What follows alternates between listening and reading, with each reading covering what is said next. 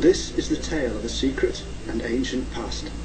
This is the story of a belief system that has been lost in the mists of time and can now be revealed once again.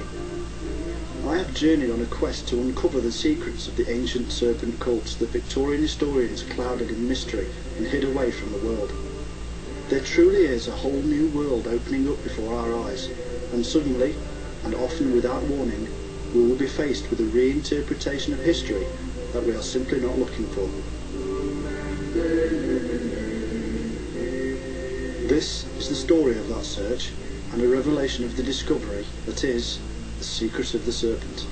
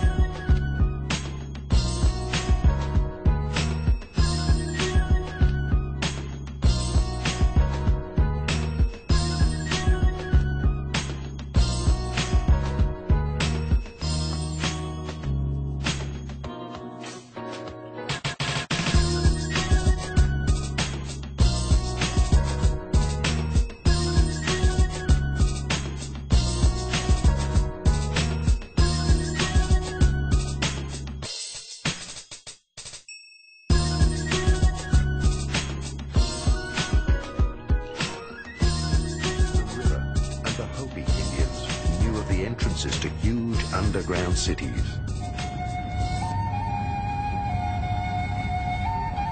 They reported that shortly before the cyclical end of humankind, the seed for the next humankind was brought to safety in the inner earth by human beings with white and bluish skin and golden angelic hair, who traveled in flying saucers from the inner earth. Last century, various scientists searched for the pole openings. Accordingly, the South Pole is supposed to be the head chakra of the Earth and have an enormous pole opening. The North Pole would be the root chakra. During this century, two great efforts were made to find these pole openings and to make contact with the extraterrestrial races who built the underground cities within the Earth. The first expedition was led by Admiral Byrd before the Second World War. The second was carried out by the secret Tula organization, which pulled the strings behind the Nazis. Both expeditions were successful. Byrd discovered the pole openings during an expedition for the USA. We will begin our story at Avebury in England, a massive centre of ancient serpent worship. Avebury is a huge British temple and stone monument erected around 2000 BC in the shape of a serpent and seen from the sky. Once known as Avebury, which is named Abiri after the serpent worshippers. Aber, incidentally, means the solar snake or fire snake, and this is important because the serpent fire will be spoken of for thousands of years as a force and aid to true enlightenment.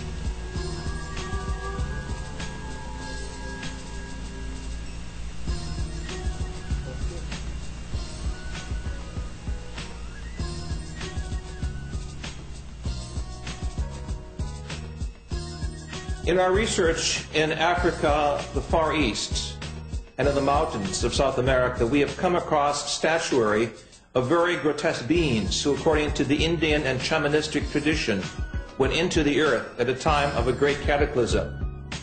If we take Atlantis as a model for survival, it is clear in the folklore and literature of the major continents of our planet that some of the races went into the earth. I brought with me from Africa pictures of these grotesque serpent-like beings. Many of them correspond to the extraterrestrial reports and photographs of some of these so-called snake people or serpent people.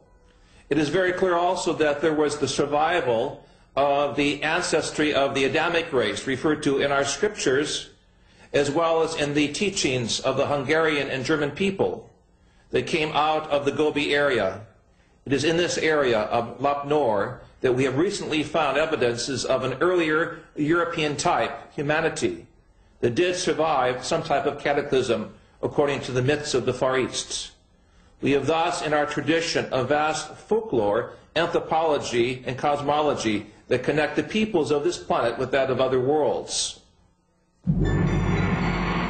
The Nazis were better informed by the secret esoteric orders and had exact knowledge about the lost cities of Agartha and Shambhala. Many of their expeditions involved searching for the entrances into the inner world and the lost techniques of the gods, that is, UFOs, the Ark of the Covenant, and much more. Thus, films like Indiana Jones are not mere fiction. German expedition in search of Agartha. Some esoteric correlations of the 19th century and of the Third Reich are hidden nowadays under a veil of the past. Thus, only some isolated relationships can be uncovered. For a while, Dietrich Eckart lived at the foot of the mountain Untersberg and was initiated into the medieval mysteries and into the legends of caves. Adolf Hitler spent many hours with Dietrich Eckart at the Obersalzberg mountain, and both were followers of the hollow earth theory of Hans Erbinger. The Untersberg was already considered by the Templars to be a volcano with an access to the inner earth and to the legendary hollow world. Thus, there are stories of the disappearances of people in the Untersberg and how, 60 years later, the same people surfaced without having aged. Other German legends deal with the myth of the end of the world. In the legends, King Barbarossa is asleep in the mountain, and after hundreds of years he rises up with his knights for the last battle at the end of time, in order to help good triumph. I'm speaking now as a scientist. I do not want to confuse subsurface temples and grottos and structures of civilizations that go down approximately a mile or two from the surface of the earth with the so-called inner earth theory. In my work in Ecuador, Peru, and Bolivia, it is clear that there are vast tunnel systems that go hundreds of kilometers under the mountains, allowing the Indian peoples to connect between national borders.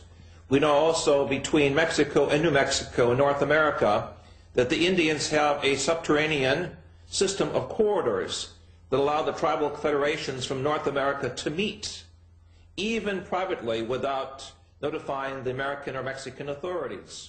Clearly, these structures are there as a result of some type of volcanic...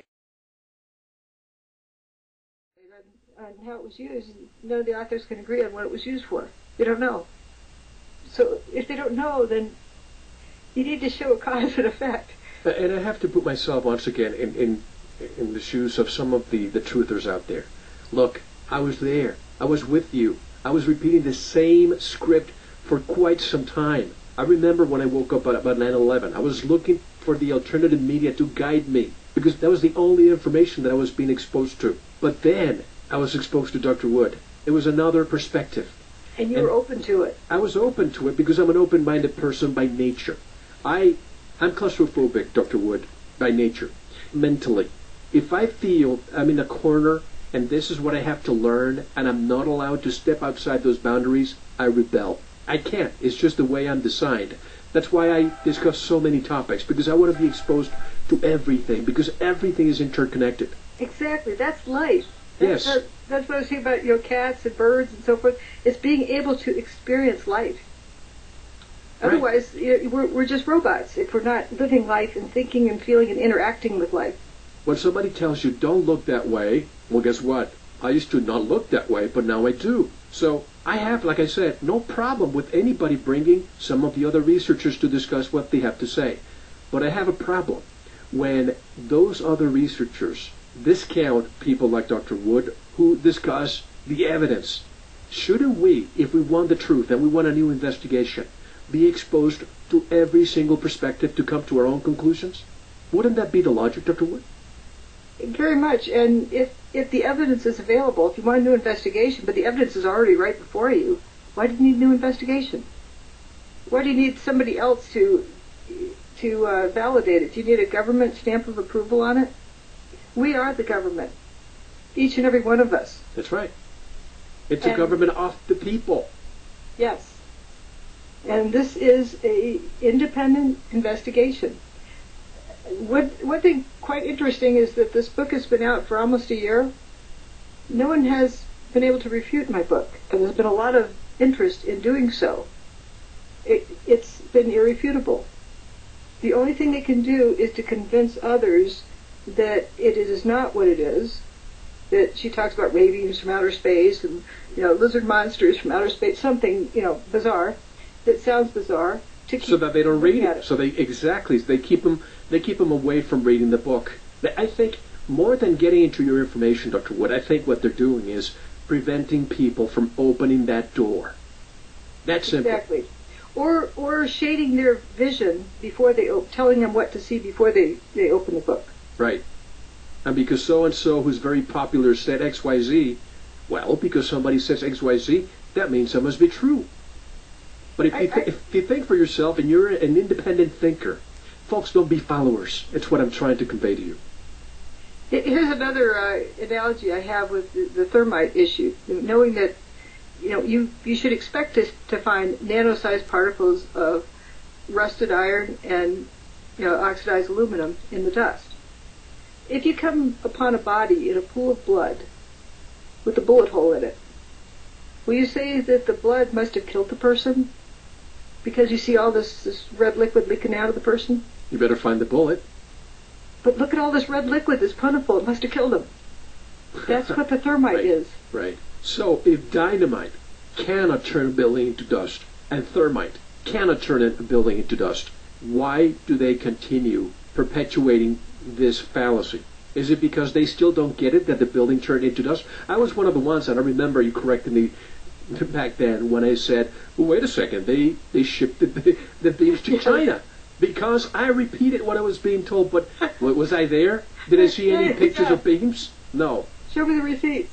Yes, exactly. So you have pictures in your book shortly after the attacks when the wind and the dust settled, where it looks almost as if they took all the stuff away. Wouldn't you say this is impossible to do in just a matter of hours? Exactly. And those first responders who were trapped in Stairwell B, their testimonies are unbelievable.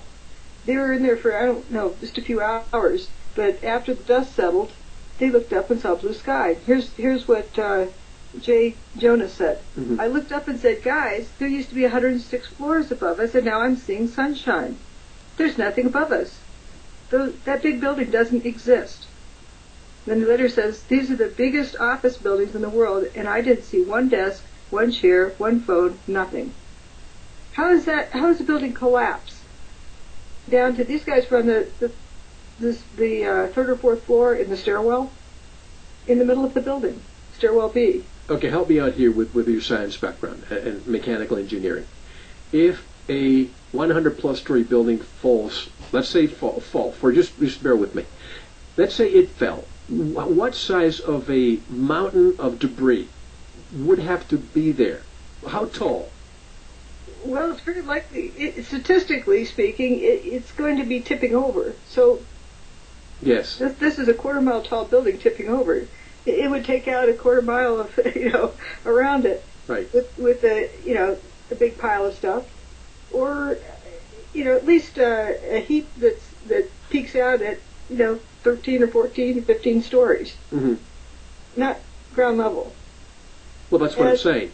And then a building that rarely gets talked about, that a lot of people don't know about, well, two buildings. One is Building 3. It was just gone, down to ground level, except for one end where it's just like the bottom 1 or 2 stories, and there were survivors there, too, who woke up to, blue sky above them. But the most curious one is Building 6. Did you say Building 3? Yeah. Was it also partially dustified?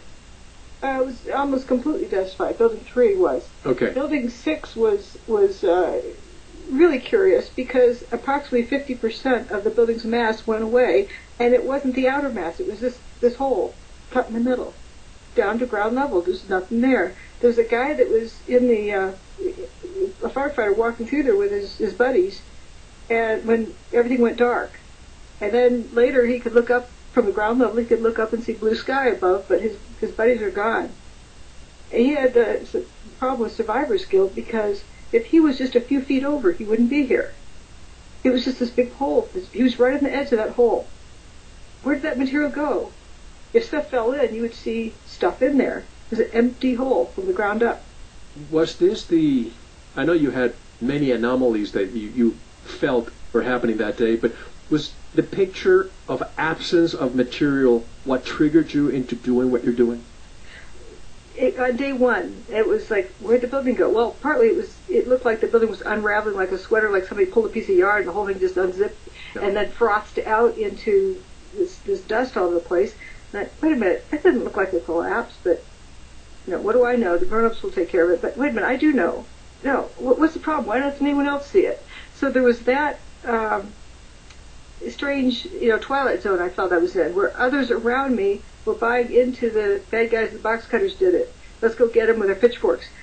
And I was curious why I saw it differently than others. So you tend not to speak out when you feel alone like that. Yes. And then, where's all the debris? Debris's not there. But what really gave me comfort was the next day, at 9/12, a conversation between Peter Jennings in the studio and George Stephanopoulos at the scene, where he said, "Where's all the rubble gone?" And George Stephanopoulos says, "Well, that's a good question. We're trying to figure that out." And one volunteer said his stall fell down to the ground, was pulverized and evaporated. What that said is that they were trying to interpret the events into their own, world of view of things, and they're describing that they're trying to figure out why there's nothing there. It just didn't make sense. They're trying to make it make sense. Now, how about the third grassy knoll? I'm talking about mini nukes. This is something you don't hear that much lately. It's almost as thermite has taken over as the main cause for the quote-unquote collapse. But mini nukes, if it had happened, if they had used some mini nuclear bombs there, wouldn't that have caused a lot of heat? And the people who were running felt that dust coming to them, wouldn't have said, wait a minute, this felt cool, not hot. Yeah, nukes, expand. They have lots of heat with them. They also go boom. You'd see, a big boom in the seismographic chart. Instead, we saw not enough seismographic, activity. Not too much. And you would have seen a lot more. Any kind of bomb that goes boom is going to have, be shaking the ground. And chunks are going to go flying. You're going to have lots of heat. You're going to have bright flashes. Blinding light. I like that Manfred Mann song. It reminds me of Blinded by the Light. Blinded by the light, right. We didn't see any of that happening in Manhattan. I don't know of anyone who was blinded by the light. We saw lots of dust squirting out, but we didn't see bright light. And I love that song, by the way. But anything else you want to add to this segment 1?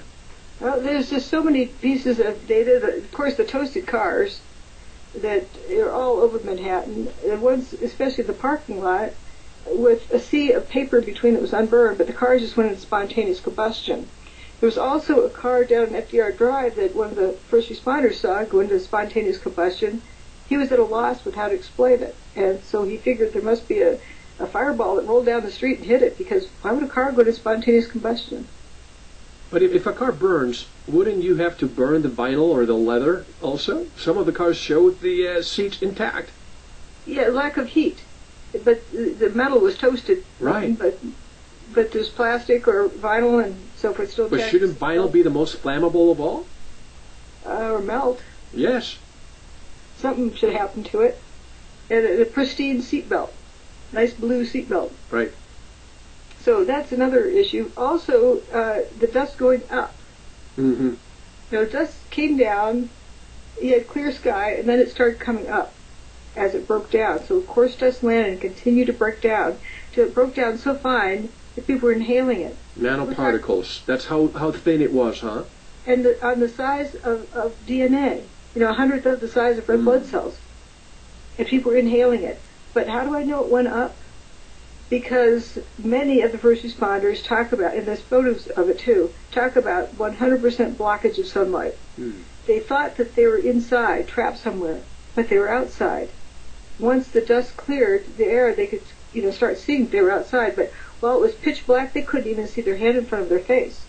But some of them would say, well, thank goodness this car went into spontaneous combustion, because then I could see where I was, because there was some light.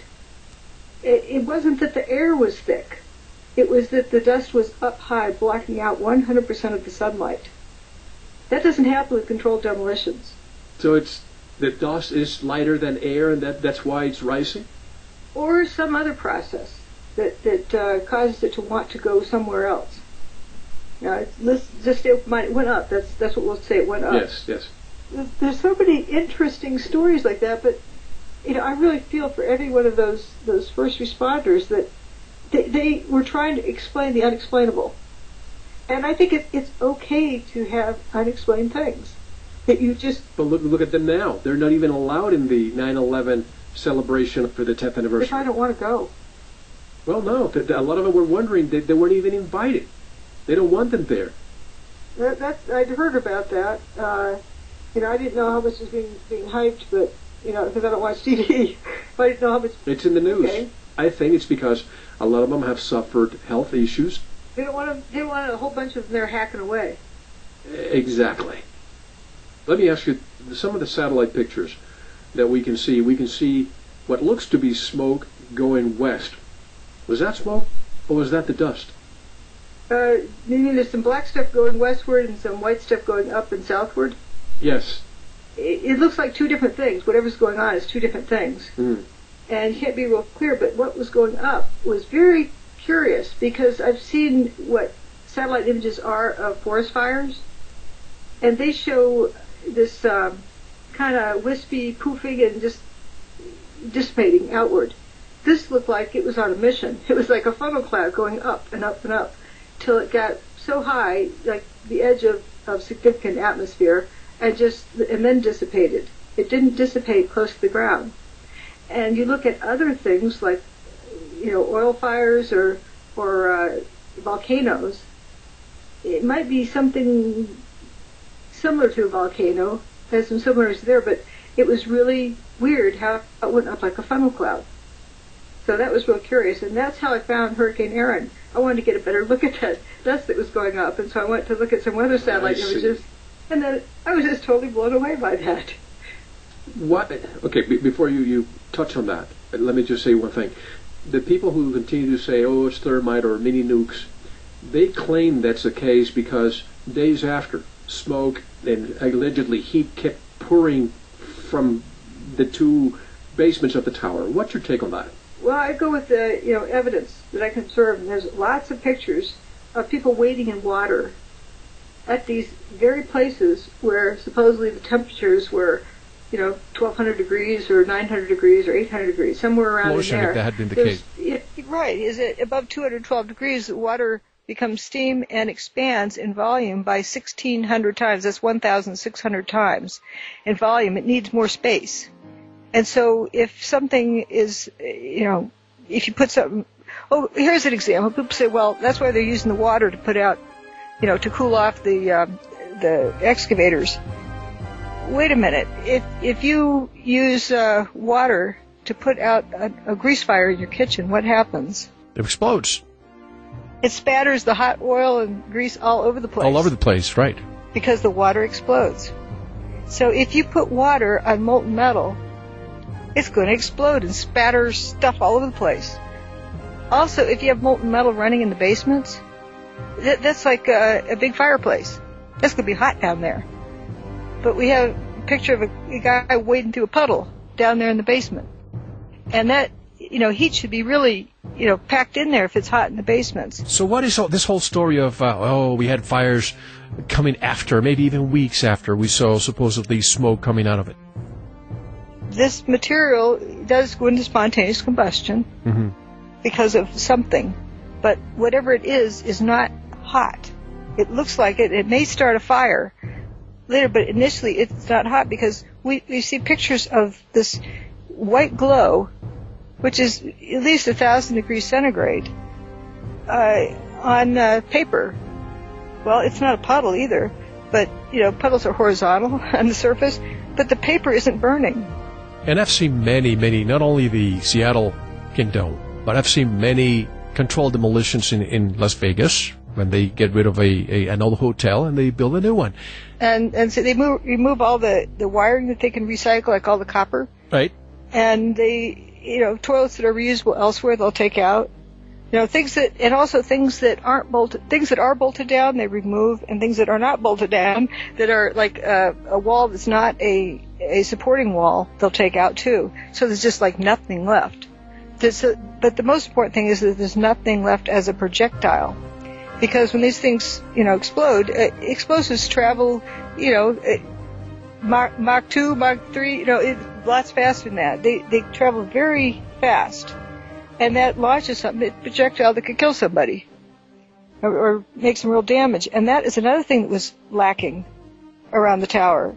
If just think about for a minute, do this mental exercise of pancaking. For whatever reason, let's say the fallers all pancake down in 8 seconds or 10 seconds, whatever time you want to pick. By the time it gets to the bottom, the stuff on each floor has got to squirt out and go somewhere. If it's squirting out, it's got to squirt out like Mach 1 or Mach 2. And if it does that, that's projectiles that should leave pock marks around all the adjacent buildings. Now, if you have bombs blowing it apart, that's even more dramatic. You should have stuff shooting out in all directions that would be putting like bullet holes through all the adjacent buildings. Mm-hmm. But we don't see any stab wounds really above the 18th or 20th story. Like what I mean by that is a big column stabbed through the WFC building. You see just dust pretty much above that. But how about, I just think of ammunition or bombs, the shrapnel flying all over the place. We didn't see that either, right? Right. Much less how you would ignite it, but how you get it in there and all those difficulties. Mm-hmm. Oh, let me mention at this point Occam's razor. Yeah. A lot of people say, well, she doesn't follow Occam's razor. No, what Occam's razor is meant sort of as a rule of thumb, but the interpretation I choose of it is to minimize as many unknowns as you can. To minimize unknowns. Well, to minimize unknowns, you go out and collect data. You look at the evidence. And if you can eliminate all of the unknowns, there you go. So, but if you're talking about thermite, well, you have to imagine what the thermite could even do, and then how it would get there. And so if someone wants to use that argument, it kind of falls apart. Or the bombs in the building, why did the dogs smell it? And, how did nobody notice that their office, the wall was missing off their office one day when they were installing the stuff behind the walls? There's a lot of complications. And then, this kitchen sink idea. Let's say if we throw everything in there, it's bound to be one of those. And so we're right. So if it was thermite, it was mini nukes, it was maxi nukes, or whatever you want to call it, big bombs, and if it was energy weapons, and we're bound to cover it. But the complexity explodes exponentially when you keep adding more and more things. And how do you coordinate any one thing with another? You're just making the job more difficult, especially when each one of those things can be eliminated because it wasn't hot. It wasn't super hot. Once again, going back to the so-called experts, if they think it's thermite that caused it, or molten metal, or mini nukes, or fill in the blanks, if they're so sure about it, I'm going to say it once again, I'm sounding like a broken record, why haven't they submitted it to a government agency in those words? Exactly. If they are that sure of it, you could prove it. You could take it to court.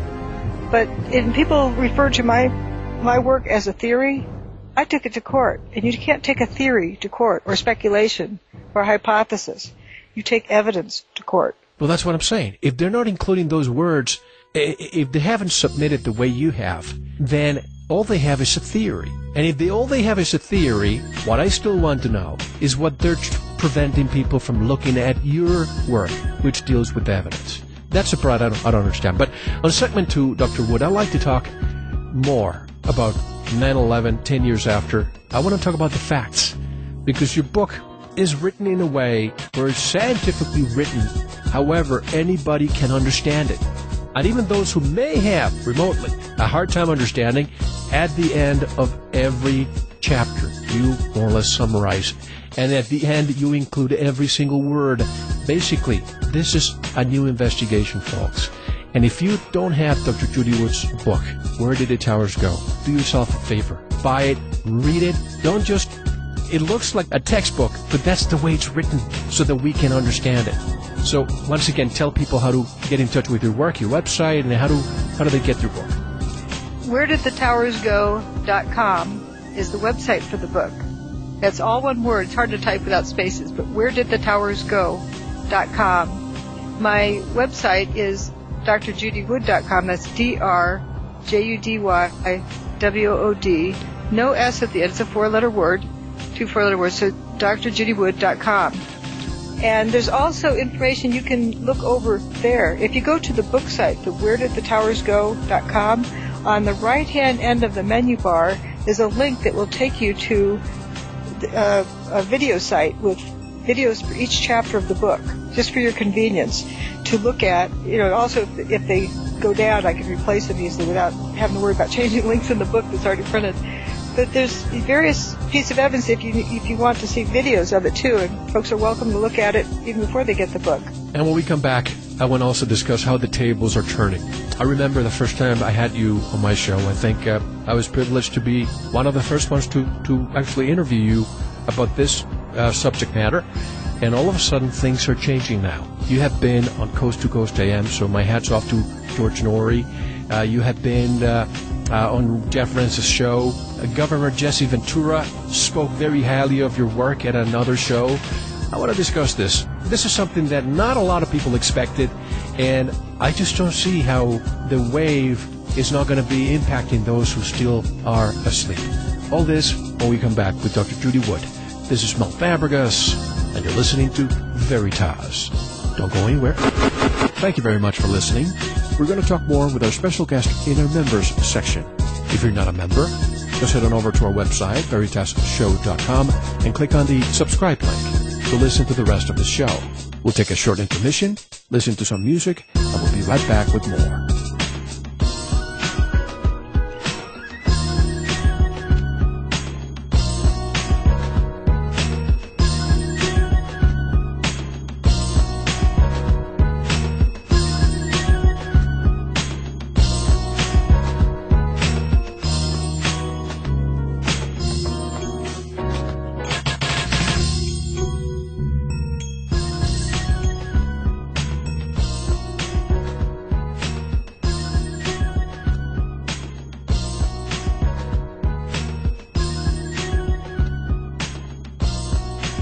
With a case of peanut butter under my bed, and all these FEMA camps going up. All these people who live in Tennessee, and I'm not afraid to say it, you watch the Enterprise South area become a big FEMA death camp when they have the bio flu, and they want to depopulate this country fast. It's the only way to do it is with biochemical flu. Well, let me tell you what they're going to do about underground bunkers, first of all. They don't plan to stay down there for the rest of their lives. They just plan to stay down there for their own security, protection, safety, until they can stick their heads above ground again. Steve, you would agree with that? Absolutely, and let me share something. Some of these things are so amazingly huge, complex, and plus I want to share this. I'm on record as saying the big guys have the ability to go off planet, and I mean off planet.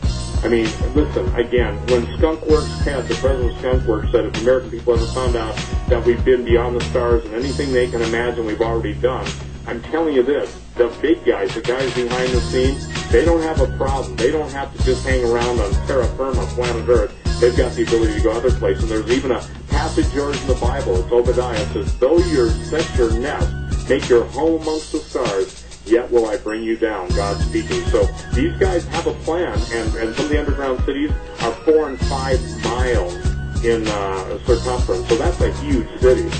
It sure is. Stephen, I want to thank you for joining us this Labor Day night. And my friend, your information is always pointed and telling. You take care. Stephen Quayle, his website, stevequayle.com.